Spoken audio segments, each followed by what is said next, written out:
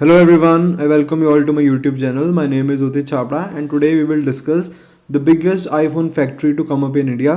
देखो दोस्तों, आप लोगों ने अपनी लाइफ में एफडीआई के बारे में ज़रूर सुना होगा। एफडीआई यानी कि फॉरेन डायरेक्ट इन्वेस्टमेंट। इसका मतलब होता है कि बाहर की कंपनी आके भारत के इंफ्रास्ट्रक्चर में निवेश करेगी, यहाँ पे एक प्लांट सेटअप करेगी और जब वो प्लांट सेटअप करेगी तो वहाँ पे वो किसी ना किसी चीज़ की मैन्युफैक्चरिंग करेगी तो ऑब्वियसली बात है वो जॉब क्रिएट करेंगी तो ऑब्वियसली बात है लोगों को रोज़गार मिलेगा और साथ में जो मैन्युफैक्चरिंग होएगी उसकी वजह से हमारी जीडीपी में भी कंट्रीब्यूशन होएगा। तो आईफोन जो है, आईफोन इंडिया में हमें पता है ऑलरेडी आईफोन्स वगैरह बना रही है। अभी आपने सुना होगा कि आईफोन 14 की मैन्युफैक्चरिंग भी इंडिया में हो रही है। अब एप्पल की ये योजना है कि वो इंडिया में एक बहुत बड़ी फैक्ट्री लगाएंगे, यानी कि जो आप कह लो कि जो एग्जिस्टिंग फैक्ट्रीज हैं उनको वो और ज़्यादा अपग्रेड करने वाले हैं, और ज़्यादा लोगों को रोज़गार देने वाले हैं, और ज़्यादा वहाँ पे नौकरियाँ आने वाली हैं। और वैसे देखा जाए तो सबसे बड़ा प्लांट एप्पल का कहाँ पे है? चाइना में है, जिसको अभी धीरे धीरे वो शिफ्ट कर रहे हैं किसी दूसरे देशों की तरफ। और दूसरे देश में एक बहुत अच्छा ऑप्शन यहाँ पे जो निकल के आया है वो हमारा देश है भारत। तो इसी सारे इशू को हम डिस्कस करने वाले हैं इस वीडियो में।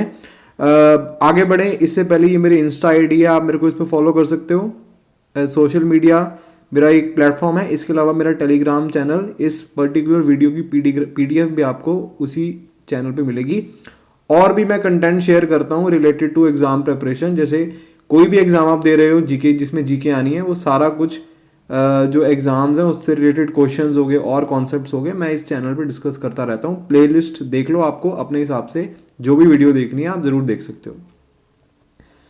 अब जैसे आप देख सकते हो, biggest iPhone manufacturing unit in India coming up near Hosur. अभी मैं आपको दिखाऊंगा मैप में ही होसूर कहाँ पे आता है।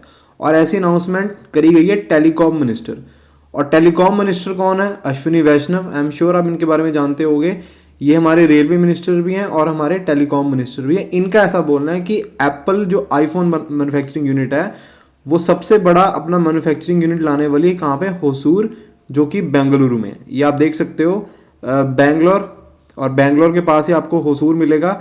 जो लोग बेंगलोर के आसपास रहते हैं उन्होंने एक होसूर रोड के बारे में भी सुना होगा, जो कि होसूर तक जाती है। और यहीं पे अपना सबसे बड़ा प्लांट यूनिट सेटअप करने की बात करी जा रही है एप्पल के द्वारा, ठीक है। और ये जो हमें न्यूज़ देखने को मिली है ये राउटर्स के हवाले से देखने को मिली है। राउटर्स एक न्यूज़ एजेंसी है, उन्होंने ये बोला है कि Apple supplier Foxconn is planning to expand their works in India by at least 4 times by next 2 years, यानी कि 4 गुना कैपेसिटी वो बढ़ाने वाले हैं अपने इस प्लांट की। 4 गुना कैपेसिटी बढ़ाएंगे तो ऑब्वियसली बात है मैन्युफैक्चरिंग भी 4 गुना होगी और रोजगार भी काफ़ी ज़्यादा लोगों को मिलने वाला है, ठीक है। क्लियर हो गया?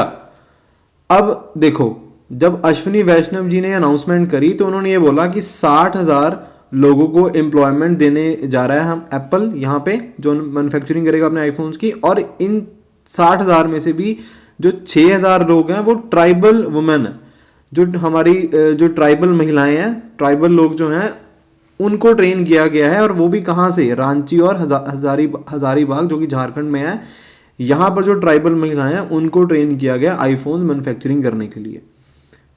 आप मेरी बात समझ रहे हो? और साथ में जो ये फैक्ट्री है, ये सिंगल फैक्ट्री में ही इतने ज़्यादा लोगों को रोजगार दिया जा रहा है, ऐसा कहना है अश्विनी वैष्णव जी का। और एप्पल की अगर हम बात करें तो एप्पल 2017 से इंडिया में आईफोन्स मैन्युफैक्चरिंग कर रहा है, और वो भी कहाँ पे? तमिलनाडु में। एप्पल जो इंडिया में आईफोन मैन्युफैक्चरिंग करता है वो ये 3 कंपनीज के थ्रू करवाता है, फॉक्सकॉन, विस्टॉन और पेगाट्रॉन। अगर आप फॉक्सकॉन की बात करो तो इसका प्लांट आपको मिलेगा तमिलनाडु में। अगर आप विस्टॉन की बात करो तो इसका प्लांट आपको मिलेगा बेंगलुरु में, कर्नाटक में, है ना। और अगर आप पेगाट्रॉन की बात करो तो इसका प्लांट भी आपको तमिलनाडु में ही मिलेगा। क्लियर? अब देखो बेसिकली हुआ क्या है, हम सब जानते हैं कि दुनिया में सबसे ज़्यादा अगर कहीं पे आईफोन्स मैन्युफैक्चर किए जाते हैं या किए जाते थे इन द पास्ट, वो चाइना में थे। बट अभी कोविड आया तो कोविड से जहाँ पे पूरी दुनिया की इकोनॉमी को फ़र्क पड़ा है, वहाँ पे कहीं ना कहीं चाइना की इकोनॉमी को भी बहुत फ़र्क पड़ा है। और इनफैक्ट जो चाइना की पॉलिसी है कोविड को रिलेटेड, यानी कि वो जीरो कोविड पॉलिसी को बना रहे हैं। मतलब कोविड अगर उनको कोई दिखता भी है, इंसान जिसको कोविड है उनको पता लगता है टेस्ट वगैरह में, तो वो उसको बिल्कुल एक तरीके से आप कह सकते हो आउटर वर्ल्ड से डिस्कनेक्ट कर देंगे। ठीक है, तो इस पॉलिसी की वजह से, जीरो कोविड पॉलिसी की वजह से भी वहां पे जो आईफोन की मैन्युफैक्चरिंग है या जो और उनका जो मैन्युफैक्चरिंग सेक्टर है उस पर कहीं ना कहीं बहुत एक बुरा असर पड़ा है। और राउटर्स ने यह भी बोला है कि बेसिकली 70,000 के आसपास लोगों को एम्प्लॉय किया जाएगा और 53,000 नए एम्प्लॉयज़ को जोड़ा जाएगा अगले 2 साल तक। ठीक है, समझ रहे हो मेरी बात। और जो फॉक्सकॉन कंपनी है जो ये इतने लोगों को रोजगार देगी, ये एक ताइवान बेस्ड कंपनी है। ताइवान भी आपको पता है मैन्युफैक्चरिंग वगैरह में ताइवान की कंपनीज बहुत आगे हैं। ठीक है, और जैसा मैंने आपको बताया था कि जो फॉक्सकॉन कंपनी जो यहाँ पे अभी प्लांट सेटअप करने जा रही है, उनका एक बहुत बड़ा प्लांट ऑलरेडी कहाँ पे है, जिनजाओ यूनिट में। जिनजाओ प्रोविंस है जो चाइना का, यहाँ पे एक बहुत बड़ा प्लांट उन्होंने ऑलरेडी लगाया हुआ है, जहां पे लगभग 2 लाख लोगों को रोजगार दिया जाता है। अब भारत में जैसे मैं आपको बताऊं तो 17 एक प्लांट होएगा, उसमें 17,000 लोगों को रोजगार मिलता है, पर चाइना में 2 लाख लोगों को रोजगार दिया जाता है। इसी वजह से दुनिया में सबसे ज्यादा आईफोन्स आज भी चाइना में ही मैन्युफैक्चरिंग होती है। पर आने वाले टाइम में कहीं ना कहीं हमें शिफ्ट देखने को मिलेगा। इनफैक्ट जो ये फॉक्सकॉन कंपनी है, इन्होंने इंडिया में भी आईफोन की प्रोडक्शन शुरू करी है। ये आपने भी न्यूज़ में सुना होगा, जैसे मैंने अभी स्टार्टिंग में भी बात करी है इसके बारे में।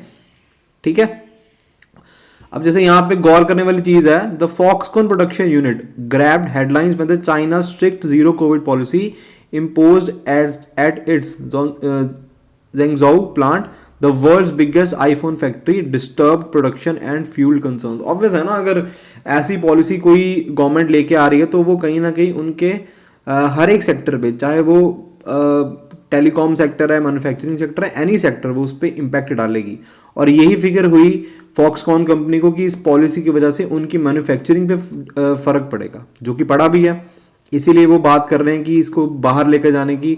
अब क्या इंडिया चाइना को रिप्लेस कर सकता है एज द वर्ल्ड फैक्ट्री, यानी कि जहाँ पे ऐसा देश जहाँ पे बहुत सारे फोन्स की मैन्युफैक्चरिंग हो, तो ये तो आने वाले टाइम में पता लगेगा। पर यहाँ पे जो जेपी मॉर्गन, आपको पता होगा कि इन्वेस्टमेंट बैंक है जेपी मॉर्गन, उनका ये कहना है कि 2025 तक a quarter of all the iPhone, यानी कि 25% जो आईफोन्स हैं उनकी प्रोडक्शन हो सकता है कहाँ पे हो, इंडिया में हो, जो कि हमारे लिए एक बहुत प्राउड मोमेंट है।